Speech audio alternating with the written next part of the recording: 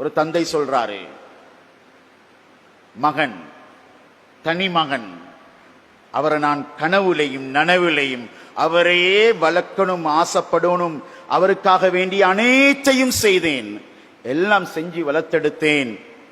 முழு சொத்தையும் மகண்ட பேர்ல தான் எழுதினேன். எனக்கொண்டு ஒன்றுமே இல்லை. பாய் வியாபாரத்தோடு நான் அந்த ஊருக்குள் சென்றது, கோடீஸ்வரனாக ஆனேன். கோடீஸ்வர சொத்துக்களையும் அத்துணையையும் எனது மகனுக்கே ஆக்கி வைத்தேன் சொல்லுகின்றார். கண்ணியமான சகோதரர்களே, அன்புக்குரிய அல்லாஹ் நல்லடியார்களே, அந்த தந்தை சொல்லுகின்றார், அதே மகன் என்னை வெளியே விரட்டி அடித்து ஒதுக்கி இருக்கிறான். ஒரு வார்த்தை பேசினால் காலால் தூக்கி உதைக்கிறான். பணத்தை கொடுத்தாரு மகனுக்கு, குணத்தை கொடுக்கல, தீன கொடுக்கல. அதே மகனால அடி வாங்கப்படுகின்றார், அடிச்சு கொண்டிருக்கிறார், விரட்டி கொண்டிருக்கிறார்.